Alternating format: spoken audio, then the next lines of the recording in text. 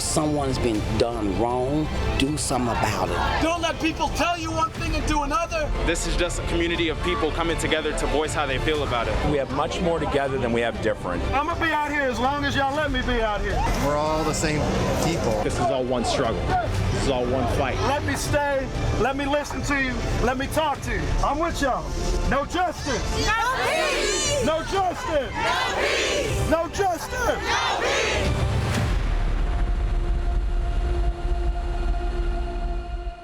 Welcome to A Conversation for Change. You've seen the protests, you've heard the concerns and demands. Now we want to continue that conversation for change by bringing key players to the table. Joining us this morning is Kansas City Mayor Quinton Lucas, the president of the Kansas City, Missouri Fraternal Order of Police, Brad Lemon, and protest organizer Justice Horn. Thank all you gentlemen for joining us this morning. We did make several attempts to involve Kansas City Police Chief Rick Smith. We even moved this town hall from Tuesday to today to give the police department some more time, but the department did not respond this morning. Before we get started, we want to remind everyone what brought us to this point. These protests nationwide follow the death of 46-year-old George Floyd in Minneapolis. Video showed an officer kneeling on his neck for more than 8 minutes while Floyd was handcuffed, laying face down. We've chosen to refrain from using the video due to its graphic nature. The officer, Derek Chauvin, is now charged with second-degree murder and second-degree manslaughter. 3 other officers are also now charged with aiding and abetting second-degree murder. But this case is just one of many. Justice, I'd like to start with you. What is the goal for protesters? What message would you like to send to police and the community?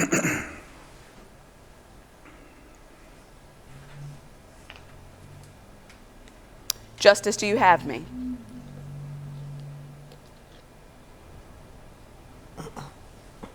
We need to make sure that he can hear us. We're going to shift just a little bit. I'd like to turn a question toward Mr. Lemon. Based on what you're hearing from officers who are out kind of patrolling these protests, do you believe the message from protesters is getting across to law enforcement officers?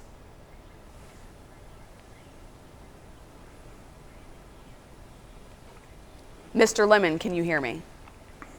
I can. Wonderful. Do you believe that the protesters' message is making an impact on police officers? Yeah, I think that anytime we can have a conversation or communication between people, it always makes an impact. I think that's the important thing is our people are listening. I hope we get a chance to also be involved in this conversation in a meaningful and powerful way. Back to you now, Justice. What is the goal for protesters who are out night after night here in this city? What do you want to tell police and the community? So I think the goals for the protesters in the community is to actually see change in the community. So I know a lot of the policy we're getting behind is making sure that we're not protesting next month or next week or even next year, is that we're making sure that we actually see policy change so that we're not having to continue to do this. So our message is that we're just trying to make a safer and better community for everyone in Kansas City. Now, while we've seen some peaceful protests, we've also seen protests take a turn. While some protesters have thrown items at officers, everything from water bottles to milk jugs, we've also seen officers use tear gas and what they call non-lethal rounds or beanbag rounds. Viral videos also show officers detaining protesters who are stepping into the streets. You can see it here in this video. Mr. Lemon, based on what you've seen, is this an appropriate use of force? And how does law enforcement determine what level of force to use?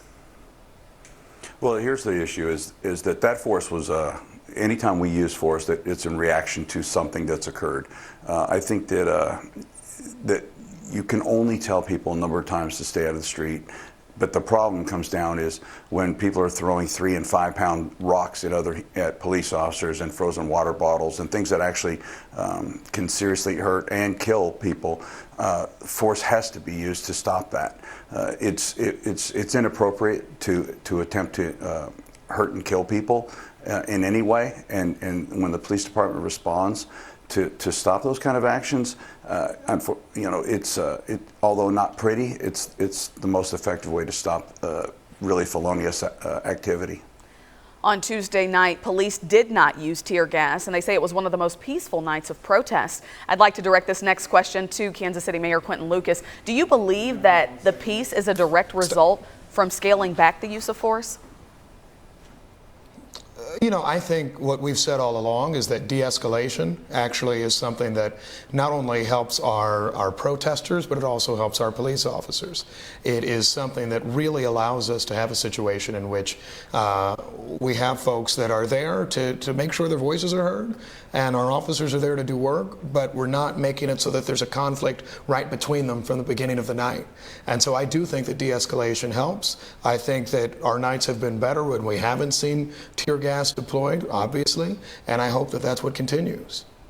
We'll go to Justice next. A similar question for you. Do you believe that protesters remain peaceful because officers scaled back that use of force? Yeah, I think absolutely. I think why a lot of people in Kansas City came out to protest not only George Floyd, but police brutality. I think a lot of people came out to the community and saw that, hey, this is happening in our own house, that our police department is being very aggressive, not only to me, but especially our non-people of color, seeing, hey, the KCPD is not only tear gassing us, but also shooting sandbags as well. I don't know why we're using tear gas when it's even banned by the Geneva Convention, and why it's now being deployed on our citizens here in Kansas City. I'd like to go back to this video for just a second because it was recently featured on CNN. It's racked up more than 8 million views online. Mayor, what does it mean for Kansas City to have something like this video in the national spotlight now? Well, you know, it's never good for us. And that's why you've already heard both myself, the police chief, and the Jackson County prosecutor announce that there is an investigation in connection with that video and certainly any other situations. The chief did say that he believed it was an appropriate use of force at face value. I have noted a number of different times that I find it concerning, and so we'll make sure that we go through those steps to see it. But look, what this moment is about and what this moment calls for is accountability. And from what I understand, the department believes in having accountability. Certainly that's what I'll demand. That's what the Board of Police Commissioners demands. That's what every person in Kansas City, including I think every police officer in Kansas City, wants. They say, look, you know what? Check out what's happening, make sure that we're accountable to it. If there's something that goes wrong, then make sure there's some sort of reprimand based on it. But those are the steps that we're going to do to make sure that the public can trust the work of our police. Mr. Lemon, you talk to and interact with officers who are on the streets every single day. I witnessed a lot of conversations, one-on-one communication. We even saw that unity march last night. Curious what officers are telling you they're taking away from the protesters. You know, I think this is not something that we're going to be able to absorb overnight and you know, and digest and figure out. You know, we've gotten all different takes. Some officers are you know, they've gotten the brunt of it.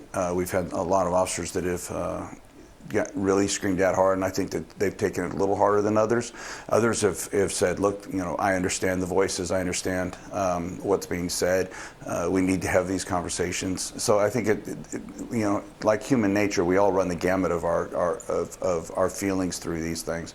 But overall, you know, I just think that the officers are looking forward to having this over and getting to where we think we're all going to be is some sort of discussion about the future.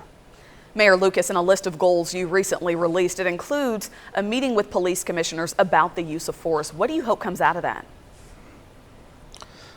You know, I think we always need to make sure we're talking about what are the policies for the Kansas City Police Department. Here's something that I want to emphasize for everybody watching. If you think that the current moment, the current pain and anger that so many people are expressing relates to just one officer in one city, then you're wrong. This isn't the rank and file that has the issue. It's our command staff. It is groups like the Board of Police Commissioners. It's mayors around the country. We need to give guidance. And if we're saying that there's a different approach to use of force, then we need to make that clear. Frankly, I think it is unfair to the officer who's out on the street today enforcing the policies that we dictate if we then say, oh, what the heck, right? They use too much force or we don't like it now. It's our job to do that, and it's our job to make sure that we're giving clear rules, right? These are folks that are listening to their instructions, like every employee in America. And so that's why I thought it was important this week to make sure we had an emergency meeting of the Board of Police Commissioners to talk about the types of policies we want to see, not just in protest actions, but more importantly and more broadly, in daily interactions with individuals in our community. We need to make sure that we're giving those clear policies and not just throwing an officer under the bus every time we see that it becomes unpopular thereafter. We are going to talk a little bit more about accountability in just the next few minutes, but we do have to talk about the looting and the vandalism. Several stores were damaged at the Country Club Plaza over the weekend. Even one of our news cars was set on fire. Mr. Horn, do you believe the looting serves a purpose, or are these incidents distracting people from the overall message? So, I mean, why we have a clear agenda, and not only with what we've done, we've made sure that we have set from the very beginning that our protests are going to be safe for everyone, and that we have not at all pushed the agenda of looting.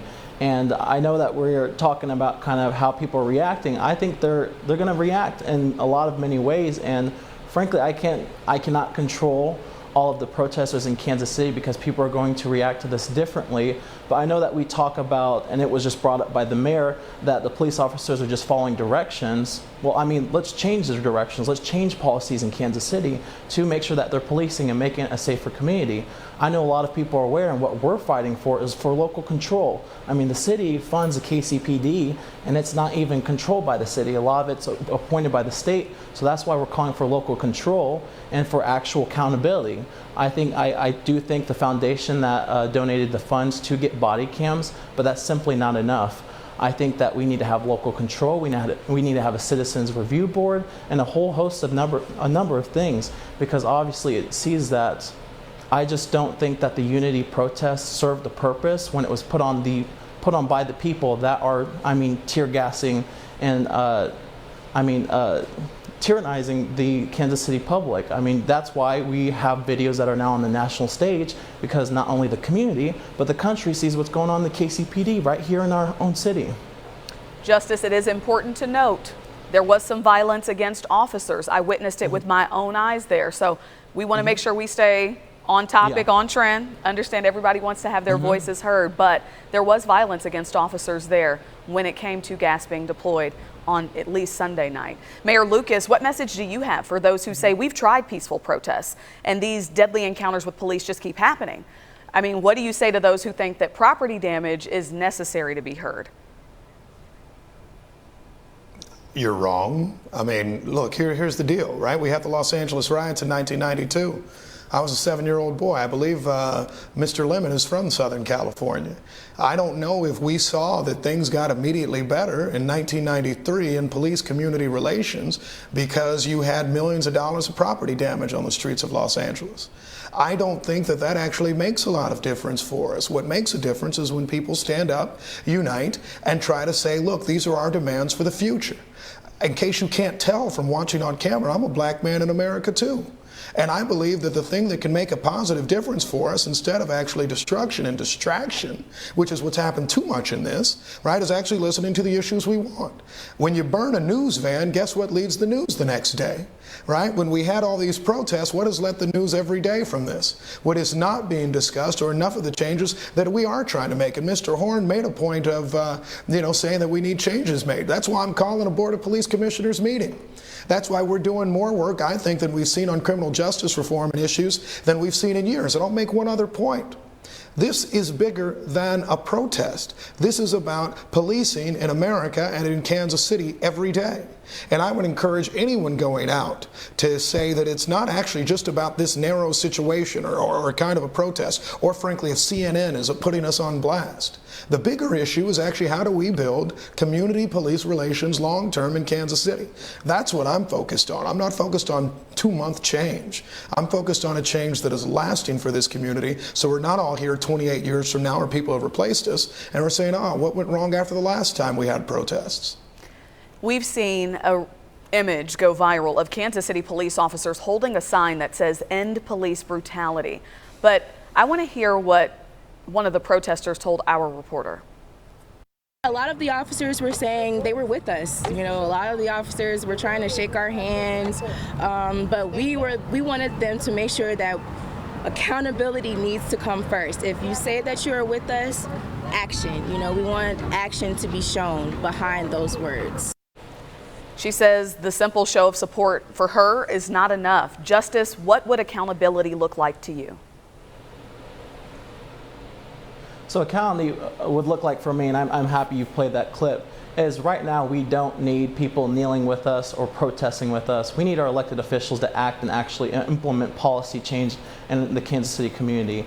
So as stated before, not only championing local control, but making sure that we work to get more seats at the table. Yes, I understand the emergency meeting with the police commission, but that's only 5 people. Kansas City is a big, diverse community, and this issue is a coalition that brings a lot of different disenfranchised communities and communities of color together.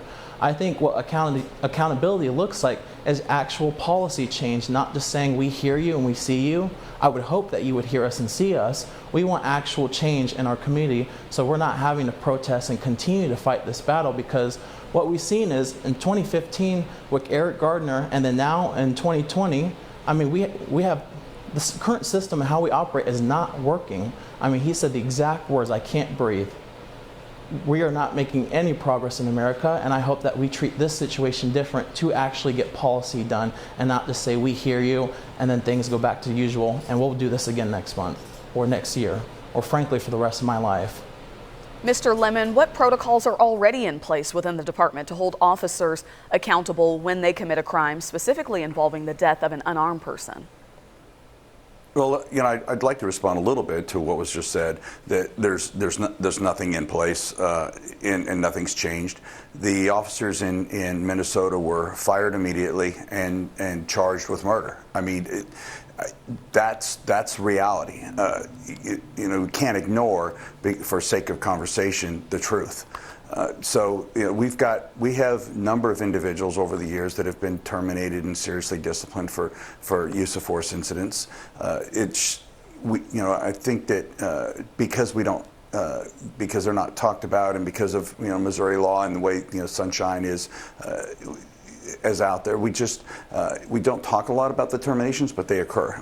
Our department especially has done a very good job over the years of identifying individuals that have used force inappropriately and disciplined them appropriately. Mr. Lemon, are there barriers preventing accountability? If so, what are they? You know, no, I don't think so. I don't see that happening from my position. I've not ever seen anything like that. I'd like to turn to the mayor next. What role does the city play in holding officers accountable for wrongdoing or investigating complaints against them? Well, you know, I'll say this, and it'll lead into the answer in response to what Mr. Horn was saying before. These protests started on Friday. It is currently Thursday. In a course of days, right, we have changed and I think de-escalated. You've seen a decline in the use of tear gas and other projectiles that have been used, and much of that has been in very quick conversation. The reason I mentioned the Board of Police Commissioners meeting is not because I necessarily love the fact that there are 5 people that determine everything, but that's the way it exists right now. And so what we're doing is trying to change as much as we possibly can right now. That's why we're acting today. The City Council today will be voting on any number of proposals that we think will make Kansas City even safer, including making clear that there are all types of activities that are lawful, making clear that we actually have funding for legal representation, and making clear that the City Council supports further funding for body cameras, and importantly, accountability relating to those body cameras.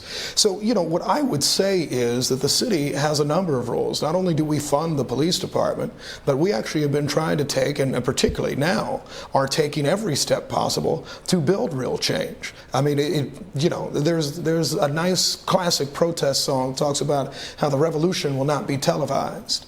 Well, right now we're in the televised phase of things. We are seeing the protesters in the streets, and I think they have a very important role. But our work also will be in these meetings that start today, these meetings that will be taking place for weeks and months ahead. And I know everybody wants change now, so do I, so does everyone else. But the way we make change is the point that the policymakers, the leaders, make that change. And I'll make one other point in response to what we saw before, which is that people are talking about how when they're talking to these officers at the protests, they say, we're with you. And then the people say, well, we want accountability. Do you know what? It's not the officer who's on the street who's writing that rule. It's not the officer who's on the street that's making a decision usually as to the deployment of chemical weapons, right? It's instead a much higher up official. And so therefore, if we have issues with it, and I believe I do, we need to make that clear. That's why we actually have meetings like the ones we're having today. One demand we've heard from protesters is that they want officers to wear body cameras. We've been talking about this, guys, for years. Just yesterday, KCPD announced they secured funding for those body cameras. Police say the funding came from generous community donors. Mr. Horn, you alluded to this a little bit earlier, but talk to me about how that makes you feel to know that the community did step up to make this happen. Yeah, so I think I'll speak on one thing. I'll get to your question. But I agree with the mayor that protests serve a very, very small role in kind of our pursuit for change in the community. I do appreciate the work not only Mayor Lucas has done, but also the city council. But I know that a lot of what is being covered is the protest. But I agree that protest plays a small role in the better part of making our community better. But in regards to the donation for the body cams, I think that's absolutely what Kansas City is about, that we all see the need, and that's even what the protests served as well, is that a lot of these communities and a lot of these people in Kansas City see that there needs to be change, and I'm happy that they stepped up and donated financially to this cause to better the community, because ultimately we're not just protesting for those who are protesting. We're protesting for not only a safer community for those who serve, but who are protesting with those who call Kansas City home. So I do really thank them, and I extend my thank you to them, and we do really appreciate it. But ultimately we still have work to do, but this is a win for us. This is a win for everyone. Mr. Lemon, what conversations are you having with officers about body cameras? Are they welcoming about the idea? Do they have some hesitation or reservation? You know, this has been a conversation we've been having for 4 or 5 years for our members. I think there's been a lot of national studies by the FOP and other places that show that 98% of all complaints against police officers are thrown out as a result of the body cam. We're a big supporter of the body cam. You know, clearly there's going to have to be some rules in place of when they're on, and you know what privacy concerns happen. So you know, it's not as easy as just putting them on people, as opposed to creating policies and making sure that they're consistent with state law and privacy concerns across the entire state and country. We've heard protesters say that good officers should hold bad officers accountable, but I'd like for you to listen to what one protester said in Wyandotte County. The good ones do need to call the bad ones out, but I guarantee you, once they call them out, they out of there. They out of there. They sabotage their positions. They write them tickets that were not tickets, but write them up and do stuff to them until they out the door. She's speaking about retaliation if there are officers who speak out against another officer. You know, that's a common belief nationwide. Mr. Lemon, does a code of silence exist? If so, how do we change that? No. In my almost 3 decades on this police department, I've never seen any officer who spoke out against another officer railroaded off the department. Those are urban myths, and people talk about them, and maybe they've come from somewhere, but in my 3 decades here, that's never happened. All right, we're going to go to Justice next. It looks like you want to comment on that. So I think absolutely. So not only with the body cams, I do agree with him when he says that there needs to be policies and oversight. But I frankly believe that if you don't have anything to hide, you shouldn't worry about the body cam in regards to privacy. And with I know that he stated that he's had a long history in policing. I think, that's coming from someone who has been in policing. I think if there's nothing wrong, that's why there should be a community review board, and that there should be community oversight, that there should be oversight by a range of communities that, have a hand in how their own community is policed. I think, frankly, if you have nothing to hide, if there are no problems, then a community review board isn't going to do a lot of work. But, we want that there for transparency and accountability, real actual accountability, not just a committee that is just there for optics. We'd love to educate the folks tuning in right now a little bit about the hiring and training process for officers. But first, let's listen to what one protester told a reporter of ours. I asked him, I said, how long does it take for a cop to be a police officer? And the cop, he didn't even answer really. The cop next to him did, and he said 9 months. And I said, 9 months? I was like, it takes 4 years to get my college degree just to be a marketer and a graphic designer or whatever. And now it takes him 9 months to get a badge. Mr. Lemon, can you walk us through what training looks like for police officers and if you believe it's adequate? No, I absolutely believe it's adequate. Less, especially in major market areas, major departments. You know, it's 6 months in the academy, 9 to 10 hours a day on site, physical contact, teaching people how to protect themselves, protect other people, and then hours and hours and hours of education on just you know, laws and things, Fourth Amendment issues, all the way through codes and ordinances that we have to pay attention to. It's quite a bit. And then, you know, you have months with a field training officer with intense supervision and a sergeant that pays attention to pretty much everything you do. And then you still have 6 months of a probationary period while you're on your own after all that, just to ensure that you're still getting regular reviews on your performance. So it's quite intensive. It's a lot of hands-on, and it takes quite a while. Mr. Lemon, I'd like to stick with you. I know you're talking to officers as the head of the Fraternal Order of Police for Kansas City, Missouri. How does this tension and these protests and kind of this interaction with the community impact the city's police officers? What concerns are you hearing from them? You know, the same concerns that I've had on every day. You know, I'm a big advocate and had been helped create the peer counseling laws in the state of Missouri. I, in fact, was talking to peer counselors yesterday. I want to make sure that we're actively engaging in our officers and ensuring that their mental health is in the right place, considering what they're going through today. You know, I just want to ensure that when we put them back on the streets and we're asking them to do the job, that everybody's in the right frame of mind when we start. You know, I think it's clear through the 20th Century Policing study from under President Obama that mental health of police is incredibly important, and we want to just make sure that when they go back to work, they're prepared to do as we train them and ask them to do. Mr. Lemon, are officers evaluated for PTSD and other mental illnesses that could impact how they react on the job? Absolutely. You know, after critical incidents, it's mandatory, and then we also have, like any business, when we see somebody that may be struggling in one form or another, we have sergeants and officers that are required to report it, or the officers self-report when they feel that there's something wrong. And we have a number of officers, right now that are dealing with some of those issues, and we're actively helping them. Hundreds of people showed up for a unity march in Kansas City yesterday. It included law enforcement, local pastors, and hundreds of people from the community. Mayor Lucas, talk to us about what that march represented to you, and what did it say about Kansas City? Well, let me just say briefly on the training point, and I say this as someone who has went through 7 years of higher education. There's a difference between training to be a police officer or a soldier or a Marine or something of that sort than training to become a lawyer. I had weekends off, classes were usually over at about 2 in the afternoon, and then I had a heck of a lot of time just to read, right? As Mr. Lemon notes, the 9 months of training are not just people kind of hanging out, going to class, taking a nap in the middle of the day, and then going back, which admittedly, although I had a good education, was largely what mine was. I'm proud of what my education was, but I'm also proud of, let's say, the training that my nephew got, who just joined the United States Marine Corps. I believe there were 12 or 13 weeks of basic training, which were incredibly intensive, and at the end of which, right, he's now trained to be able to be sent off to war.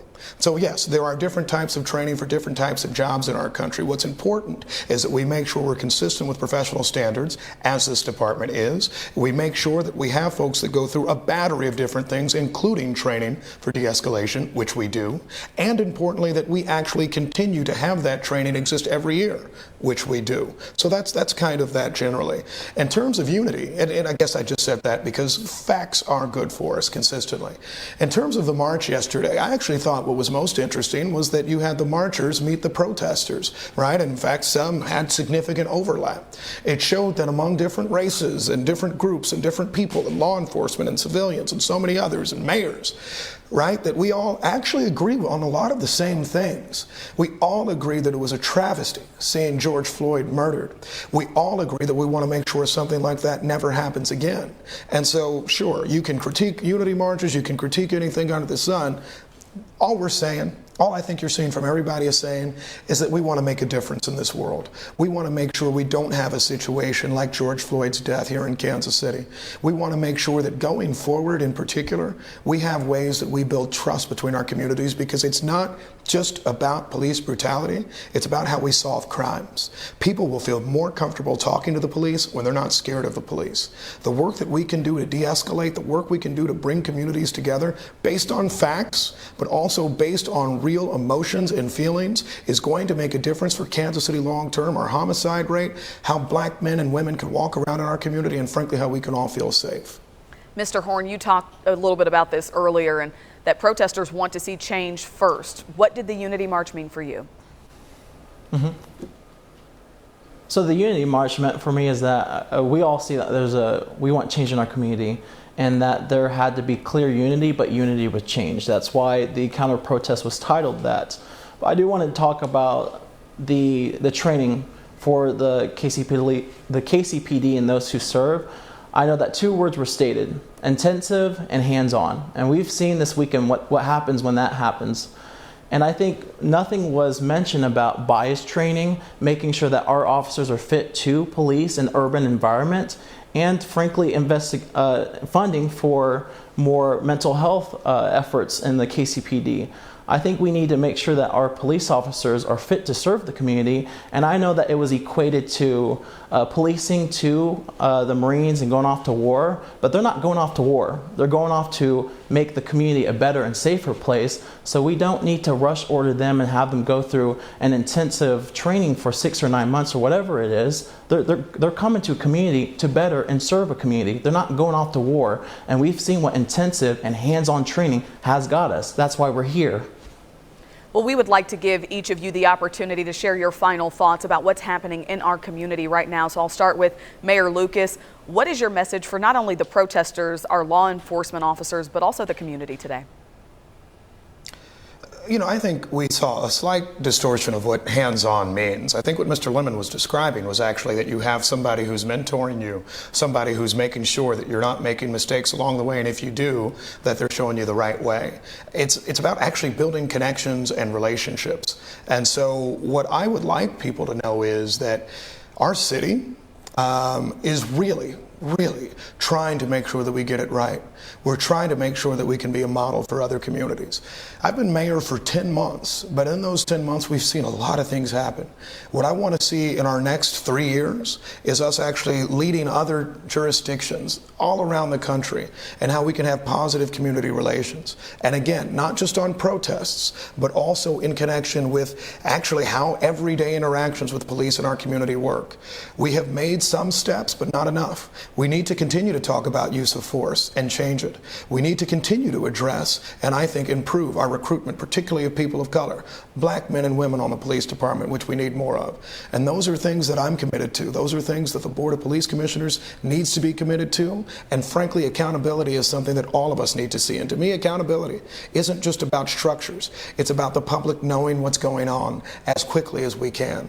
And so I hope as we get out of this protest movement, and maybe it'll last for some time, what we build from it is something that says, to the point that Mr. Horn made, that we're not coming back a year from now knowing a new man's name somewhere else, that we're not coming back a year from now and saying we've got some of the same old problems, but instead we're starting to change the systems that have created some of the economic inequality, the racial inequality that we see, that is seen in policing each day in America as well.